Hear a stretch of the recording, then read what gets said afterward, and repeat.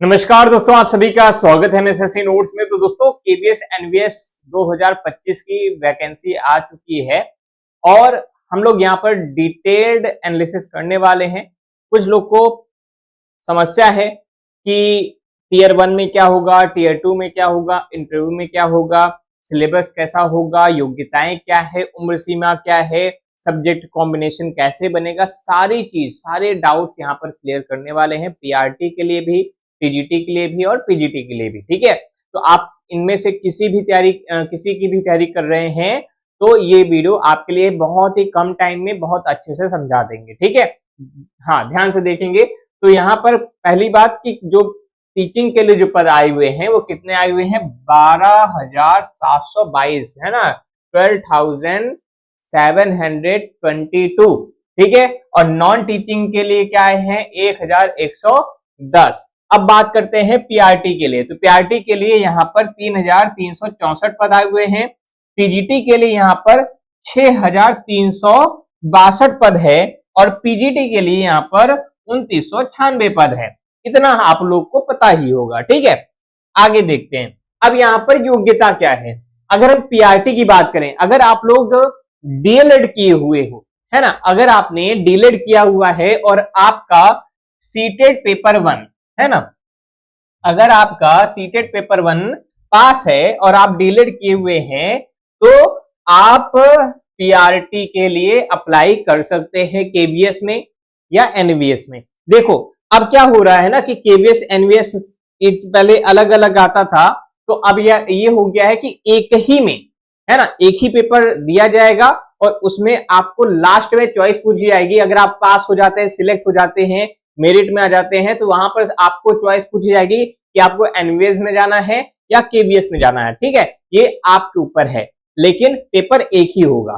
ठीक है, अब यहाँ पर पीआरटी के लिए अगर आप अप्लाई करना चाह रहे हैं तो आप डीलेट किए हैं, पेपर 1 क्वालिफाई हैं, तो आप कर सकते हैं। कुछ बच्चों का ये आता है, जो कंसर्न रहता है कि ये रहता है कि सर सीटेट में कितना नंबर चाहिए, सीटेट में जितना पासिंग मार्क होता है उसके प्लस, है ना, सीटेट में जितना पासिंग मार्क होता है बस उतना ही चाहिए, चाहे वो जनरल कैटेगरी हो, चाहे किसी भी कैटेगरी का हो या कोई भी राज्य का हो, है ना। यूपी वाले को भी अगर जनरल में है तो 90 और ओबीसी एससी एसटी में है तो 82। ठीक है, समझ में आ गया, चाहे वो किसी भी स्टेट का हो उसको 90 और 82। ठीक है, तो ये बात होगी क्लियर। और एज लिमिट देख लेते हैं। पुरुषों के लिए 30 साल है, महिलाओं के लिए इसमें 10 साल बढ़ जाता है, सामान्य वर्ग के लिए तो 40 हो जाता है। ठीक है, और बाकी जो जो क्या कहते हैं, एससी एसटी ओबीसी और जो छूट मिलती है उसका अलग है। ठीक है, अब टीजीटी के लिए बात करते हैं। बीएड होना चाहिए, है ना। अगर आप टीजीटी की तैयारी कर रहे हैं तो आपके पास बीएड की डिग्री होनी चाहिए और आपको सीटेट पेपर 2 पास होना चाहिए। यहाँ पर उम्र सीमा है 45। ठीक है, यहाँ पर भी महिलाओं के लिए 10 साल की छूट है और पीजीटी के लिए यहाँ पर है बीएड प्लस पीजी, यानी बीएड होना चाहिए, साथ ही साथ आपको पीजी होना चाहिए। यहाँ पर सीटेट की रिक्वायरमेंट नहीं है और एज इसमें दिया हुआ है 40, यानी यहाँ पर भी 10 साल की छूट है, तो आप लोग कर सकते हैं। ठीक है, ये हो गया योग्यता, अगर इतनी योग्यता आप लोग रख रहे हैं। ठीक है, तो अब आगे बढ़ते हैं, है ना। आगे ये बढ़ते हैं कि यहाँ पर सर टीयर 1, टीयर 2, टीयर और फिर टीयर 3 में इंटरव्यू है, तो कैसे हम समझेंगे कि टीयर 1 में क्या होगा, टीयर 2 में क्या होगा और टीयर 3 में क्या होगा। भाई देखो, तो टीयर 1 की अगर बात करते हैं तो टीयर 1 में क्वालिफाइंग होगा, है ना, क्वालिफाइंग होगा। ठीक है, तो टीयर 1 में एक क्वालिफाइंग होगा, तो इसका जो नंबर है ये आपकी मेरिट में नहीं जुड़ेगा।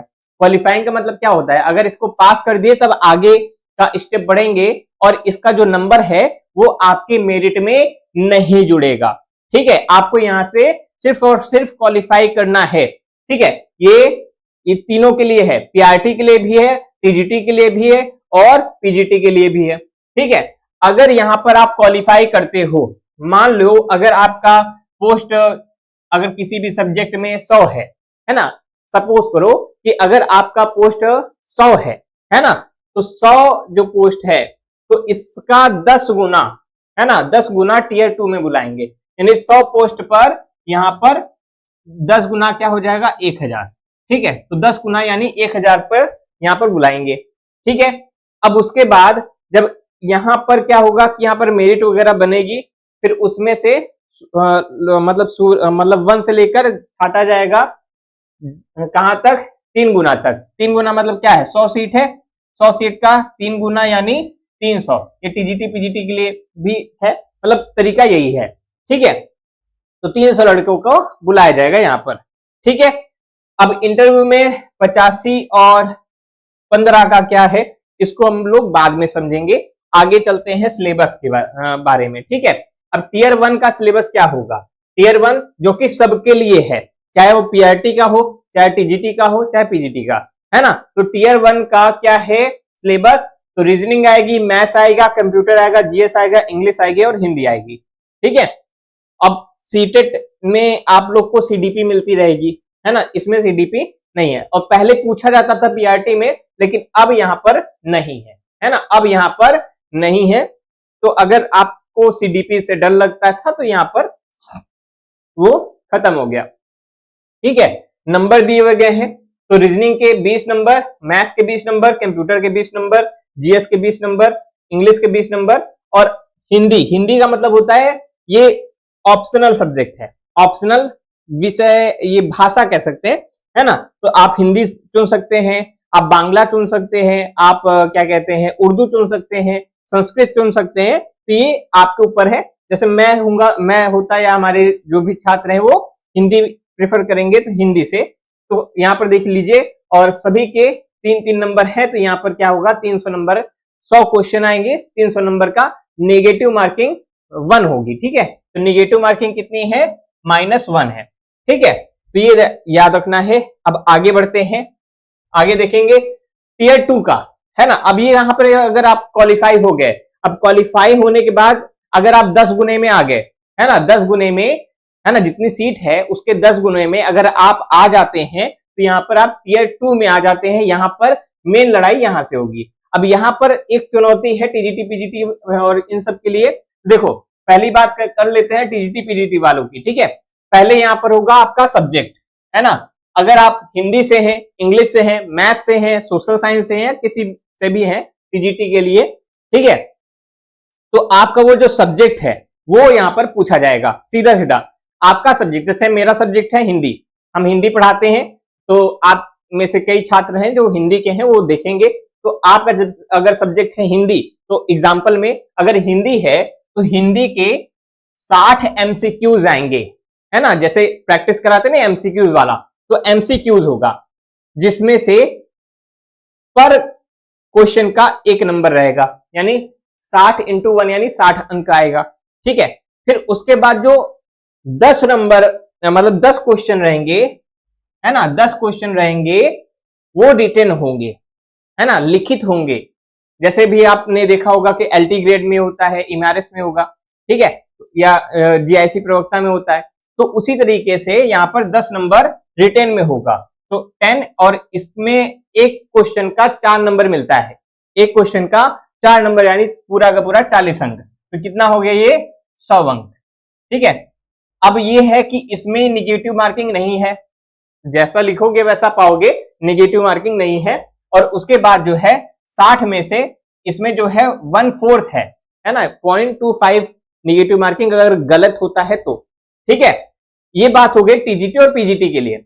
अगर आप टीजीटी में अगर हिंदी है या आपका पीजी हिंदी से है, तो आपको ऐसे प्रोसेस में होके जुड़ना पड़ेगा।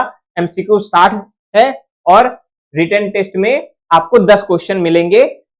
कुल मिलाकर आपको 100 नंबर का पेपर मिलेगा और 70 क्वेश्चन मिलेंगे। ठीक है, 70 क्वेश्चन रहेंगे और 100 नंबर का पेपर रहेगा। समझ में आ गई इतनी बात। अब आगे देखते हैं पीआरटी वाले क्या करेंगे। पीआरटी वालों का ये 4 सब्जेक्ट है, हिंदी, इंग्लिश, मैथ्स और जीएस। जीएस में ईवीएस, कंप्यूटर साइंस वगैरह सब जुड़ जाता है ना, करंट अफेयर्स वगैरह सब यहाँ पर जुड़ जाता है। तो हिंदी, इंग्लिश, मैथ्स और साइंस, है ना, यहाँ पर हिंदी कंपलसरी है। ठीक है, तो ये पीआरटी वालों का टीयर 2 होगा। अब यहां से जो क्वालिफाई करता है ना, यहां से जो क्वालिफाई करेगा उसका 3 गुना, है ना। अब 3 गुना यहां पर अब इंटरव्यू के लिए बुलाया जाएगा। ठीक है। अब इंटरव्यू में क्या होता है कि यहाँ पर मेरिट बनेगी, है ना। यहां से टीयर 2 का, मान लो टीयर 2 में आपने जितने भी नंबर लाए, मान लो क्या कहते हैं 100 नंबर का क्वेश्चन है, आपने 50 नंबर लेके आए, ठीक है, एग्जाम्पल में, ठीक है। और फिर क्या होगा कि 85%, तो 50 का हमको 85% निकालना पड़ेगा, ठीक है। इसका नंबर जुड़ेगा, फिर उसके बाद 15% इंटरव्यू का, इंटरव्यू में जितने नंबर मिलेंगे उसका 15% जुड़ेगा। ऐसे करके यहाँ पर मेरिट बनेगी इंटरव्यू में, ठीक है, समझ में आ गया। हाँ, तो यहाँ पर इंटरव्यू में मेरिट समझ में आ गई कि 85 और 15 की यहाँ पर होगी मार्किंग, समझ गए।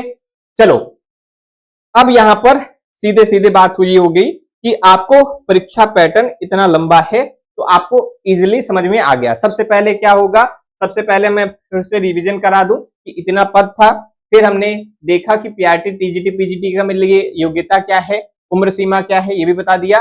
टीयर 1, टीयर 2, इंटरव्यू में क्या होगा, मेनली आपका क्या है, टीयर 2 और इंटरव्यू। टीयर 1 क्या है, ये क्वालिफाइंग है, ठीक है।